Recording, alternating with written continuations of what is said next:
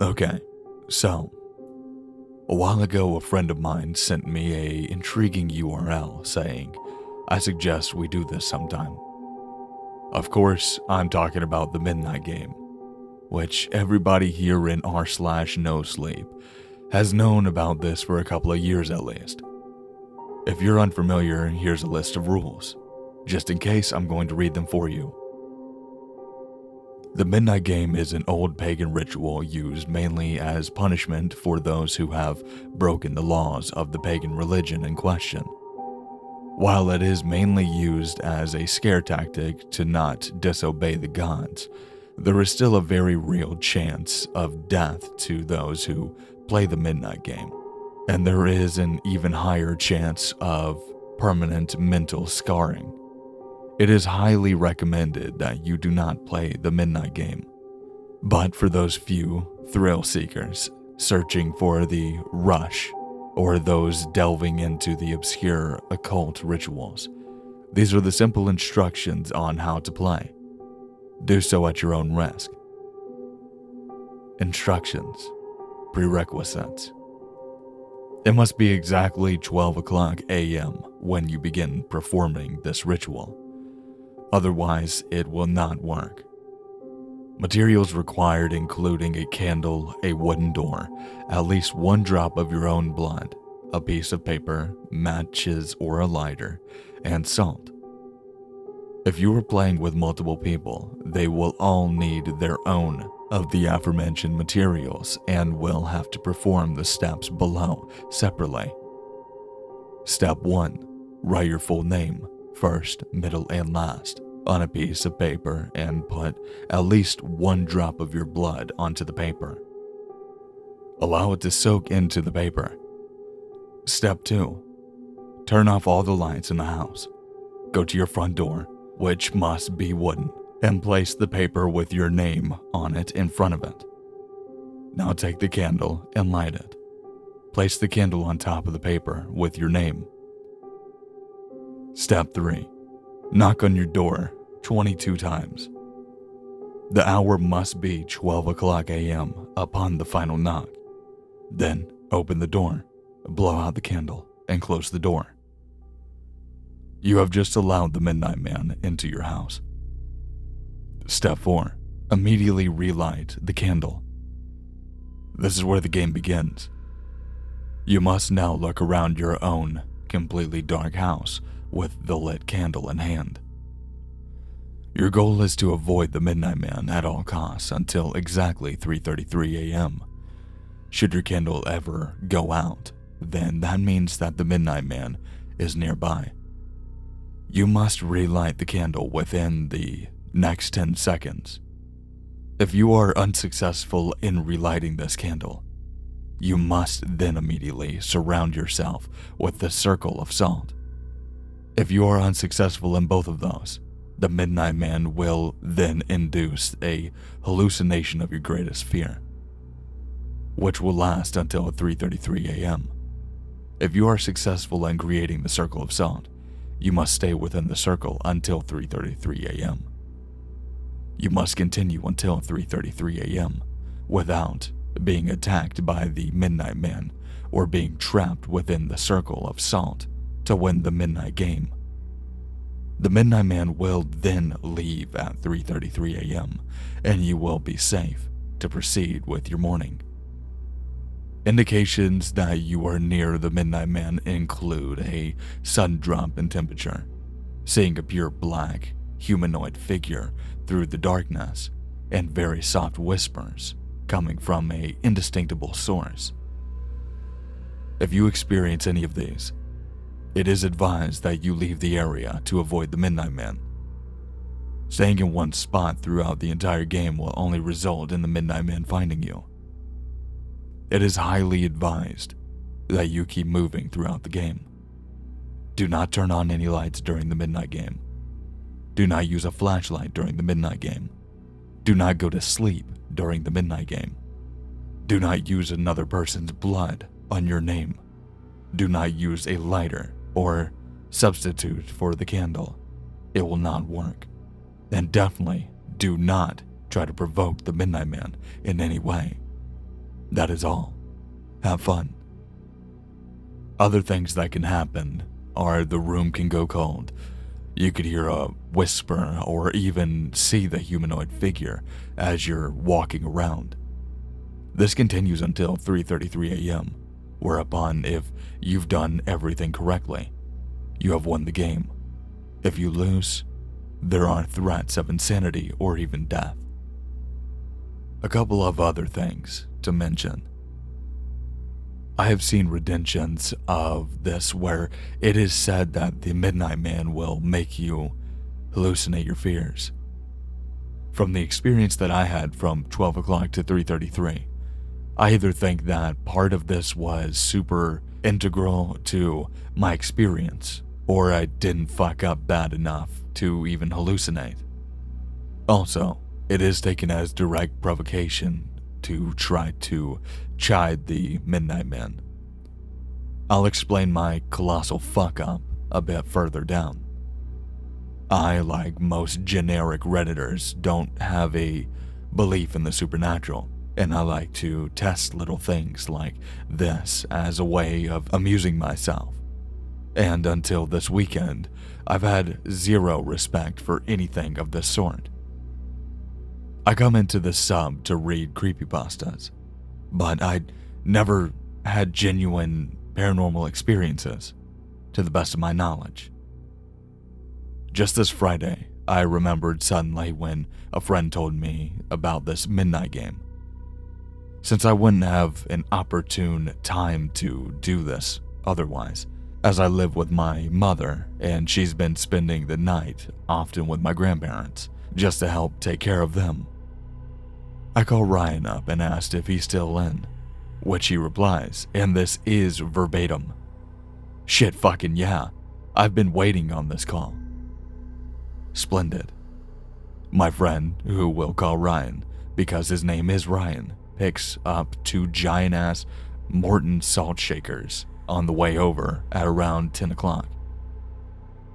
Alright, Ryan is basically the same as me, smart-assish about things like this, but still a little apprehensive of the dark.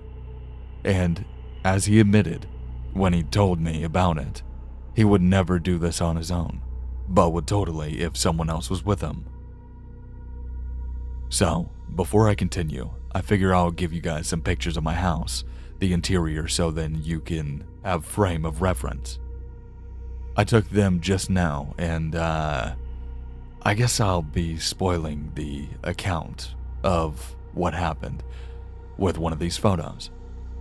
Here's an album of my house, with descriptions of the rooms. My bedroom, which hasn't much room due to the big bed and the desk setup. Standing from my bedroom door and looking into the small hall, the passageway to the left is the living room. The door straight ahead is my mother's room. The passageway to my right is the bathroom. Definitely one of the spacier rooms. The couch obscures just how much floor there is between the wall and me. Just a small nook between the living room and the kitchen, which expands out and into the left. The curtains behind the table are housing a sliding glass door which leads to the Florida room.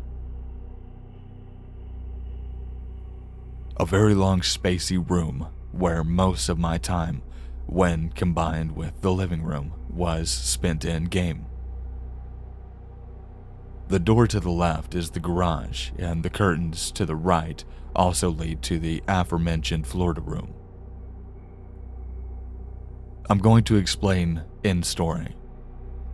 As for all of this room is basically the storage for all of my shit from when I was off at college. Just a dingy garage. We opened the garage door an hour before starting, once again so then we can have as much of the house as imaginable to walk around in. Hard to take pictures due to the mountainous bed, so another angle is given below. We actually didn't go here at all during the game, so I don't know why I included this photo. The door in the corner is facing the bathroom, and it leads to the Florida room. So, here we go. 11:55 p.m. Ryan and I are getting our materials ready so we can write, prick, and knock all in the allotted time span. Ryan suggests that we throw the fuse, since turning on the lights means losing the game, but I don't really feel comfortable with fumbling around with all that. We just need to be disciplined about not turning on anything with power, and we'll be good. 11:59 p.m. to 12 a.m. We execute our name cards really well and end up doing the honor of the knocking. Ryan helps me synchronize the knocks and I get it right on the dot. We blow out our candles and re-enter, lighting them again. As soon as we both have things lit, Ryan lets out an "ooh, ooh, ooh," and we both start laughing and relax a little. 12 a.m. to 12:45 a.m. You're supposed to move around or the Midnight Man will be able to find you or something, so we creep slowly, tracing all the walls and staying in the more open rooms. We start to go towards my bedroom, but Ryan says he feels like it would be too cramped. Both of our candles are doing just fine, and as for the Florida nights, this time of year, the house is as hot as expected. As we walk around, we talk and joke around a bit, though we are definitely both nervous to some degree. 12:45 a.m. to 12:55 a.m. Ryan asked me if we're allowed to eat during the game. I actually hadn't a clue and told him to go for it if he can avoid opening the fridge, since I'm sure the light would disqualify us from the game. I actually don't know what he ate because I forgot to ask and was kind of distracted, but what he said when he came back into the living room with a full mouth, he says, "When is the Nightman supposed to arrive?" And god damn it, I wish he hadn't said that, because I reply with, "Nightman, that's..." And in that moment, I regret more than anything. I began to sing. "Dayman, champion of the night man, Ryan chimes in. In an instant, both of us are singing the "Nightman Cometh" from It's Always Sunny in Philadelphia. Doing that was the single most stupidest thing I did, because the night was not the same from that point on. 12:58 a.m. The only reason I remember that exact time is that I was looking at my watch by the candlelight when the motherfucker just went out. I didn't think I could panic like such a little girl, and I quickly relit in no more than 5 seconds. "Shit, that was close," I say, or something like that, and Ryan looks at me silently. He makes a weird face, and I asked him what's wrong. "What did you say?" he asked me, and I repeated myself. I said, "Shit, that was close." And he waves his hand and says, No, I heard that. What did you start to say right after that?"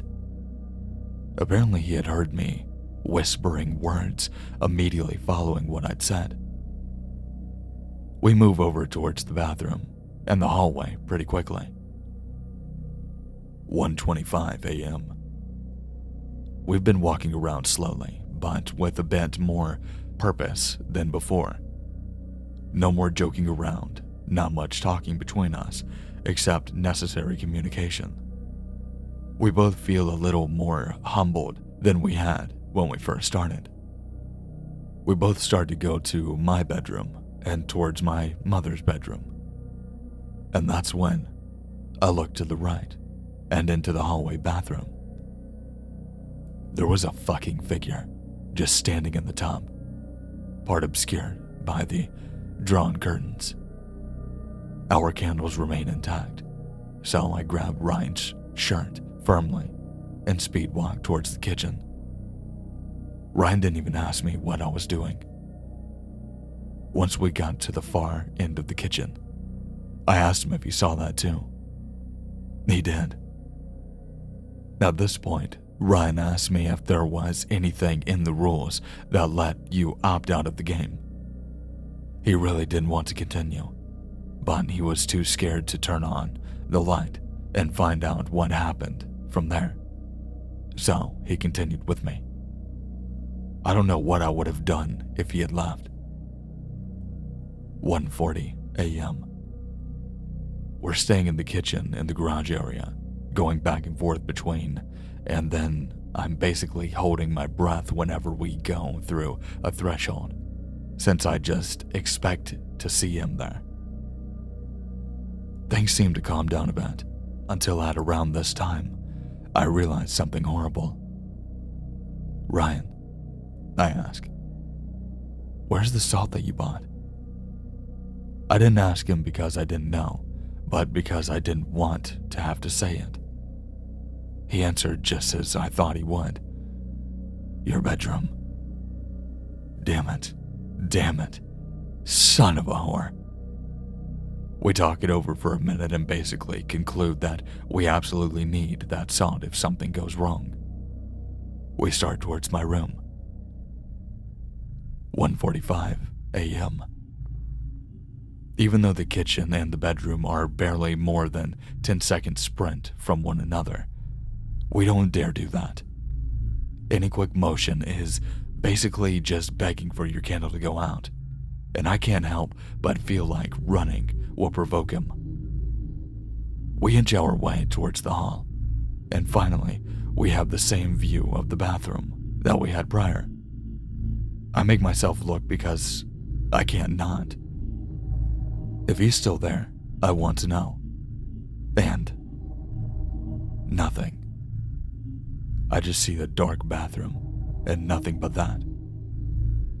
I think that was the most relieved I have felt all this game, which is stupid because, as other players have mentioned, it seems like optimism is enough to draw him to you. I walk through the hallway and into my bedroom, and I can see the giant cylinders of the salt sitting right in front of my computer monitor. As soon as I grab one, the room goes cold. Of all the fucking rooms in my house that never gets cold, it's my bedroom. My bedroom is the hottest in the house due to the shitty insulation, and yet I suddenly have the urge to shiver. I turn around immediately, with the salt shaker in my hand and another under my arm. And motherfucker. 1:47 a.m. Two things immediately catch my eye. A, I don't see Ryan, who had been behind me the entire time until the hallway of the bedroom. I do, however, see the glow of his candle coming from around the corner. I take a moment to wonder why he didn't come in to help me, since I only have one free hand due to grasping this candle. Then I get my fucking answer. B. The subtlest, most disturbing bob of the head to my left, right over my bed. I swear to you all, there was a figure just sitting in the middle of my fucking bed, and his head had just moved. Between the cold and the lack of Ryan near me, and now this man who is silently perched on my bed, I lose my shit. I run straight out of the door, my candle miraculously staying lit, but I drop the salt shaker that I had in my armband, and I emerge with only one of them.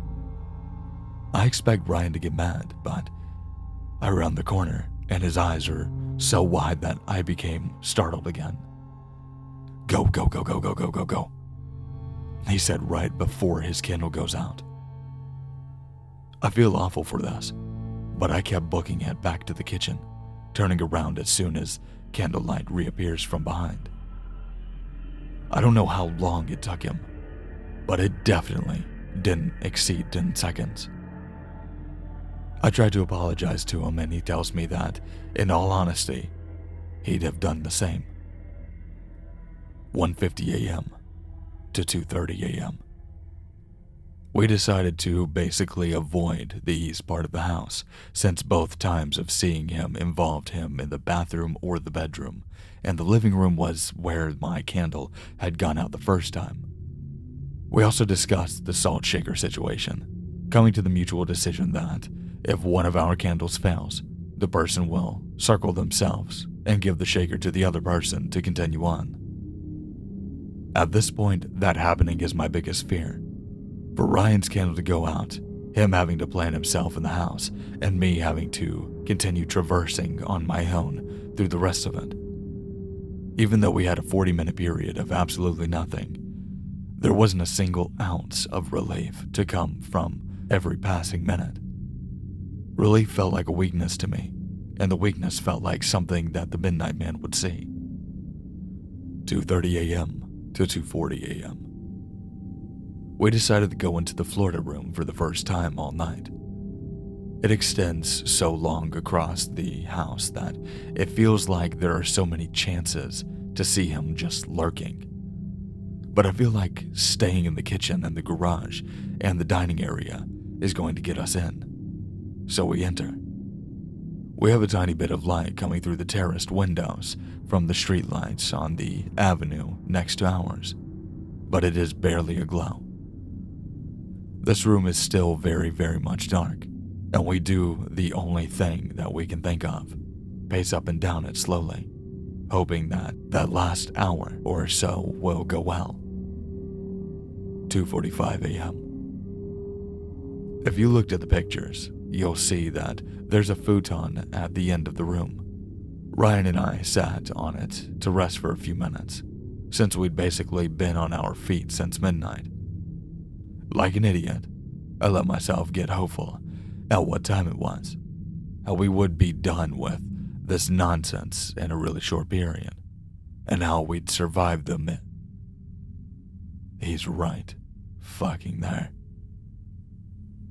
I look up and see the blinds parted, just a smidge, and before I could even look up and see the darkened figure, I get off the bed and dart straight ahead. I run to about halfway through the room, and in the most terrifying second of my whole life, something comes crashing down on me. My overactive imagination can only assume one thing. The Midnight Man materialized through the glass slider and pounced on me like a fucking hunter from Left 4 Dead. But after a second or two, I realized that what's on me is flat and scratchy. Ryan shouts at me from behind. At first I assumed it was because he saw me get hit by a chunk of the ceiling, that had just swiped the side of my fucking head. But no. His candle had gone out again. Still holding mine, I turn, a great deal of pain still in my mind, to see him booking it towards me. "Light your candle!" I yell. But he doesn't respond to that. I notice now that he isn't even holding his candle anymore, but the salt shaker. He does something that I had never even thought of. He starts to pour a huge salt circle around both of us, an amorphous boundary that seems to connect just fine, and it's absolutely huge. Even though I have a candle lit, I'm inside of it with him, and his face looks absolutely horrified. I have a brief terror of, now I have to go play by myself for the rest of the night, which is followed immediately by a sudden realization, no I don't. And I blow out the candle. 2:50 a.m. to 3:33 a.m. No Christ. I almost don't even want to talk about this part. The first thing my mind conceives upon blowing out that candle is that I have made a really fucking stupid decision. This is following by reminding myself that I'm already in the salt circle, and Ryan even says to me, Good, I'm really glad you did that. The two of us are just sitting on this disgusting floor. The salt border honestly looking like more of an acorn than a circle, but there aren't any gaps. We sit, and there is nothing but complete silence. My pupils are still getting cozy with the idea of dilating after all the candle time.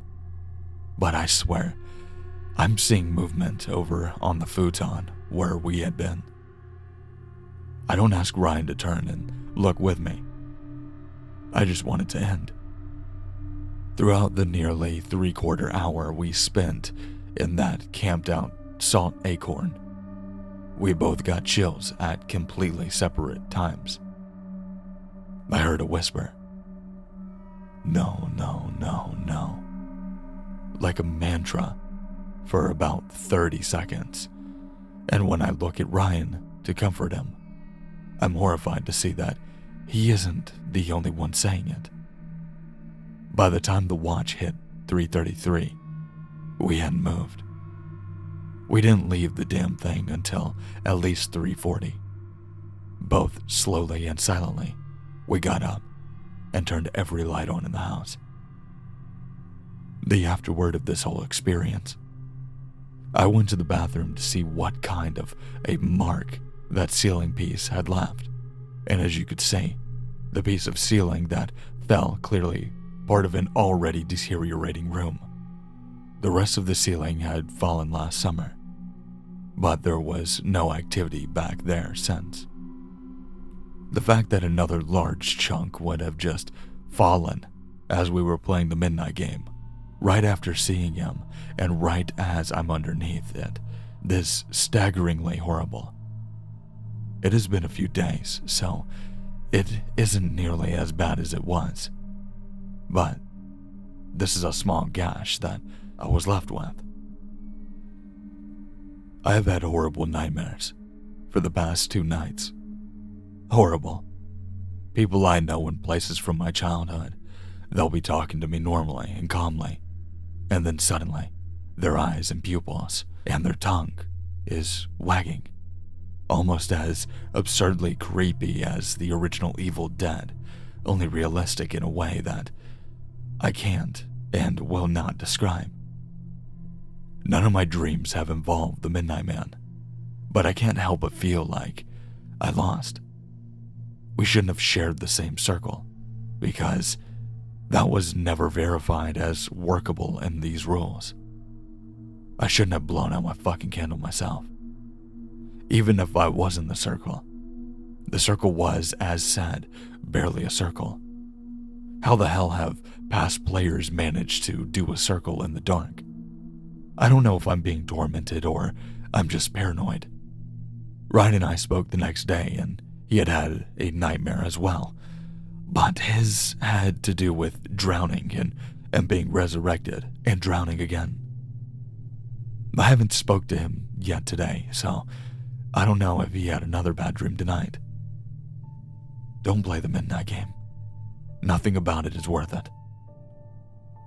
Update. I've taken a promethazine and a melatonin capsule. I'm getting sleepy, and I'm really not sure what to expect. I know that I'm scared, and I'm glad that I was able to at least share all of this with you guys. I should be good to update in the morning. Thanks all. I'm feeling as hopeful as one can in this situation. VJG, 1:55 a.m. Update 2. Hey all. I didn't reply yesterday. I was out and doing things with my family, so I hadn't had the chance to tend to this, and I kinda didn't want to. The night of the date I posted this, I had another nightmare, and it was probably the worst one yet. No different from how I described the other nightmares, but I felt more scared than ever once I'd woken up. After spending all these days coping with it and talking to the few of my closest friends, I went to bed last night, and I didn't have any nightmares. I don't know for sure that it's all over, but simply not having a nightmare last night has me thinking that maybe I'm safe now. I want to thank each and every person who commented and read this. I don't know what I would have done if I had bottled it up all weekend.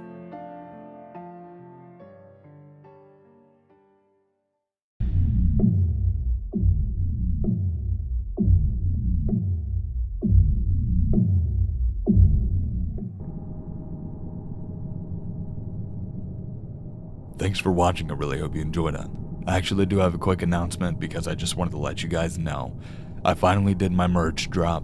It dropped yesterday afternoon. I'm going to throw up a couple of pictures on the screen so you guys can kind of get a gist of it.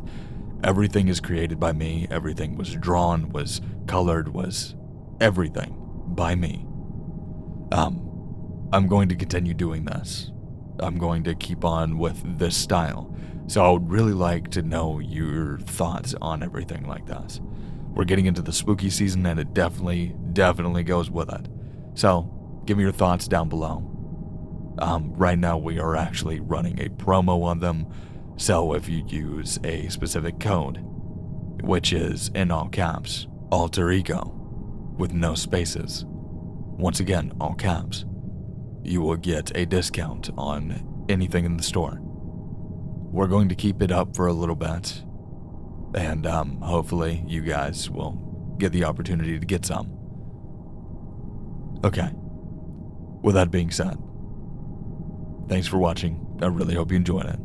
If you like this type of video, make sure to comment down below.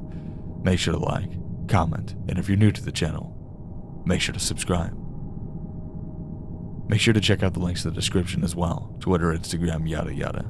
Submit your stories through my Gmail. But with that being said, stay safe, stay scary, and I'll see you in the next one.